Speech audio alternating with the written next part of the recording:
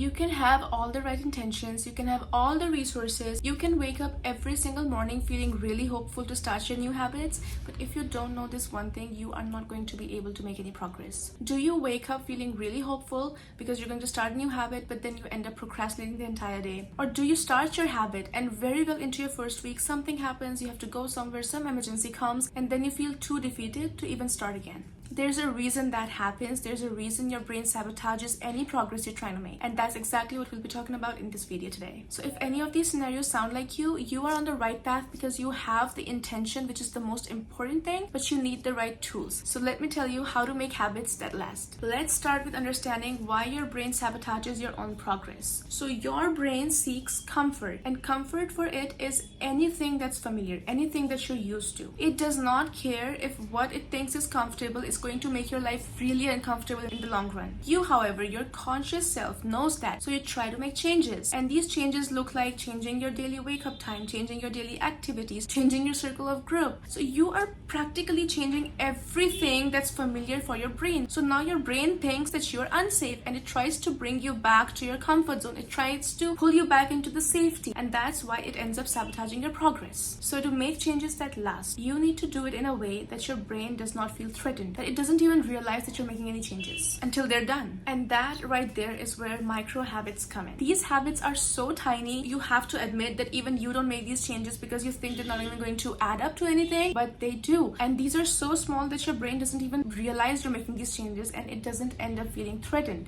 And that right there is your golden ticket. Since your brain now does not fear these tiny habits, you can grow on to expand them little by little. Your brain now adapts without ever realizing how far you've come. And these changes are so small that your brain doesn't even realize when you've come from here to here.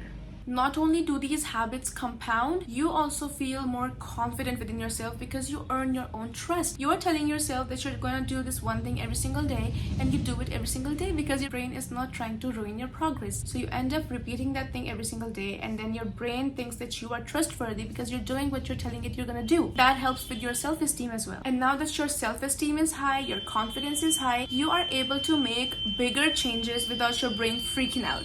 Because by then, your brain has built up this tolerance for change. And that's exactly how I lost weight as well, but more on that later. Before I start, let me tell you, these habits are loosely based on the 5 life-changing habits that I talked about in a previous video. So let's get right into it. Our first habit is for health and fitness. So there are 2 things to keep in mind. First is your exercise, and second is your diet. If you're anything like me, you are trying to change your wake-up time to wake up early and exercise. And you're also trying to exercise more than you're used to. You're trying to eat differently, and that's just a lot of threats for your brain, and it will try to bring you back to your safety, and that is your old comfort zone, and that is not doing anything at all. So the way we make a change is we start really small. So the first micro habit for this is you wake up just half an hour early. If you are used to waking up at 9, don't wake up at 5, please. Start waking up at 8:30, and then follow your usual morning routine so that your brain does not know that anything is happening, because you're following the same familiar routine, and the only change is that you just woke up a little early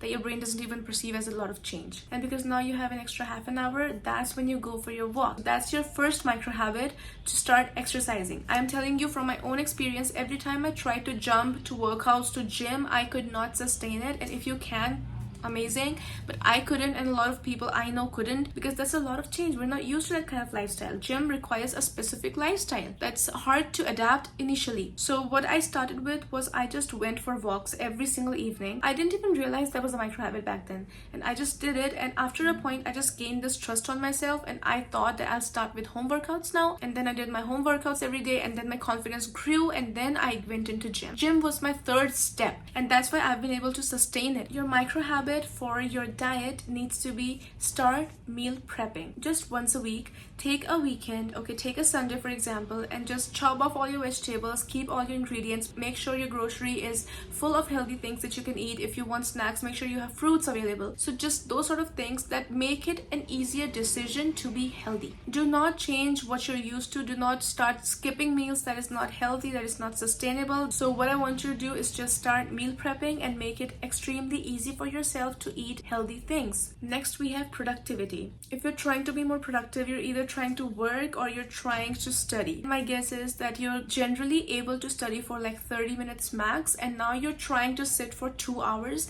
because you just have to, and now you've set your timer and you're ready to sit for 2 hours. You are not going to be able to sustain that either. What you need to be doing is, if you can easily sit for 30 minutes, increase your threshold, increase your focus. So sit for 40 minutes. That's it. Use the Pomodoro technique and have allotted breaks in between. And in those breaks, it's okay if you want to scroll on your phone or do whatever, so that your brain knows that you're still in familiar territory. I will keep repeating this so that you understand. You need to make sure your brain does not know what's happening here. Okay, that sounds really weird, but that is just how it works. Okay, that's how it's worked for me all this while, and that's how it is going to work for you as well. If you're trying to study more or work more, make sure you know how much you can sit in one sitting, and then increase your time just a little bit more. And then when you rest, do the same rest that you always do. Do not try to be more productive even during your rest, because that again is a lot of change. If you're trying to get into reading, which I really hope you are, because it is life-changing, I'm telling you. So start with 1 page. That's very normal, like you've heard of it, right? But I will also say that start with children's books. You know how children develop their reading? They start with children's books. They start with comic books. They start with things that don't make sense but are entertaining. If you start with a novel because you are 20 years old right now and you cannot be reading children's comic books, honey, you are not used to reading. The reason kids read those books is not only because they can't understand more mature stuff that's there, but also because they are increasing their threshold for reading. They're increasing their focus for reading. They're increasing their understanding and their comprehension when reading. And that's exactly how it's going to work for you as well. So there's no harm. Pick out a really cute comic book. Pick out Tinkle, pick out any magazine that you enjoy, just to get used to the habit of reading. And then you can move on to more lengthier books or novels. If you're trying not to use your phone so much, do not keep your phone in another room for the entire day. Do not lock up your phone. Do not delete the apps, because you will come back, and you know you've tried that, you've come back. You are used to scrolling on your phone, and all of a sudden if you just quit it, that's just not going to work. What however is going to work is using your phone for yourself. So every time you open, every time you're on the app, click not interested in anything that might be entertaining but is not valuable. This is your tagline for Instagram. Anything that is entertaining but not valuable to my life, to who I want my life to look like, I am going to click on not interested, so that I create a feed for myself that every time I go on the app itself makes me want to get up, because now all I have are motivational quotes. All I have are people who are doing things in their life. Every time I open the app makes me want to shut my phone off. Discipline can take you very far.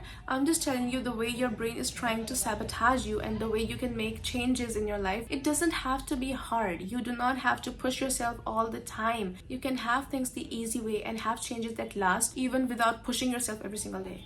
Next, we have finances. So if you're trying to be more financially stable, you will have to do a few things. There's saving, there's investments, there's understanding how money works, how cash flow works, right? Start by saving where you can. If you're at a walking distance, walk. If you don't like reading right now, watch a podcast, watch a video on YouTube that helps you understand how money works, or helps you understand the terms at least. If you're trying to be more financially stable or more secure financially, you will want to save, right? You can just start with saving 1,000. You can start by saving 100. You can start investing with just 100 rupees. I'm telling you, you can do it because I've done it. It doesn't matter. You don't have to wait to be at a certain level to make a certain level of change. You can start anywhere, and the sooner you start, the more you will give it time to compound, right?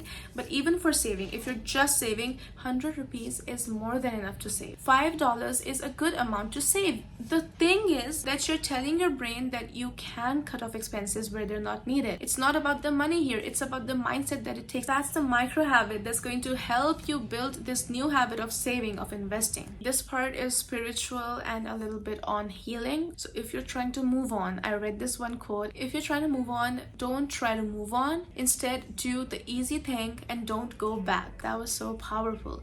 But that is actually a micro habit. You are not trying to move on because you are used to a person being with you all the time. That is a habit. That person is a habit. Expecting yourself to be okay when they're just suddenly not present anymore, that's not easy, okay? But the thing you can do is have this micro habit: do not go back, do not text them. That's just one habit. It's okay to miss them, it's okay to cry about them, it's okay to stalk them for now, but do not go back. Do not text them, do not respond to them. That's the micro habit that will build this trust that you can be okay on your own, that you have this faith in yourself, that you have this self-love, that you're not going back, that you're choosing not to go back, and that builds the confidence for you that you stop stalking them and then you just move on with time. If you're trying to meditate, start with 1 minute. You don't need to start meditating with the entire 10 minutes or 1 hour. 1 minute is more than enough. The point is to keep yourself still. The point is to understand that you're able to do that you're capable of doing that. And since you're not used to doing that at all, it's going to be really hard if you try to sit still for 10 minutes. And even if you try it, okay, just sit still right now. Keep your eyes open. Don't focus on anything, just look around. You won't be able to sit still for 10 minutes, even with your eyes open, let alone with your eyes closed, focusing on one thing. So that's really hard, so just start with 1 minute. That's another micro habit. Don't worry, I will put these down in one actionable task at the end, every micro habit. I can literally go on with so many habits, but I'm going to end this here because I'm sure you understood that the point is not the habits you do, it's the way you break those habits down. Anything that you're trying to do in your life, whether it is eating right, whether it is working out, anything, literally, all you have to do is, am I making too many changes? Am I trying to wake up early and also drink a gallon of water? Am I also trying to work out for 2 hours a day? Am I doing everything that is so unfamiliar that my brain is literally on its way to sabotage my progress? If the answer is yes, break those down. Pick one habit a week. That's it. Just pick one habit, one micro habit. Just pick walk for now, okay? And every week increase the impact, increase the intensity of it, and you will feel comfortable and it will compound over time and you will be a changed person. I'm telling you, you will be a changed person, I promise. That brings us to the end of this video. Now that we have all of that sorted, let me tell you the tasks you can start. First micro habit is waking up half an hour early. Second micro habit is going for a walk after your morning routine or doing any exercise at home after your morning routine. Your third micro habit is using a Pomodoro clock. There are a lot of free apps, or you can use the timer on your phone to just sit 5 minutes extra than you're usually used to. Your next micro habit is to meal prep this Sunday. This Sunday, you bring everything you need to follow a healthy diet and you make it extremely accessible for yourself to pick healthy things. Your fridge should be full of fruits and not snacks, so that it is automatically the easier choice to pick that instead of going down and picking up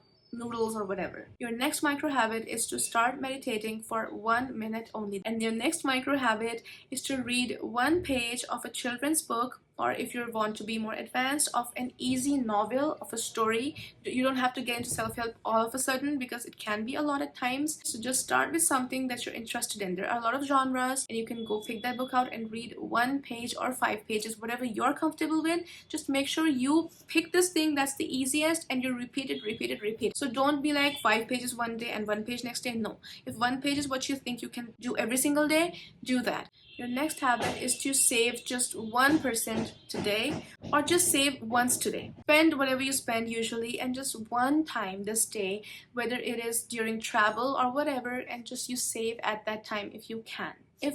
That brings us to the end of this video. I have recently been shifting and I've changed my rooms and everything, and that's been a lot of change for me, so it's been really hard to record this video, but I really hope you got so much value out of it. I really hope I could help you out, and I will see you in the next one. Bye.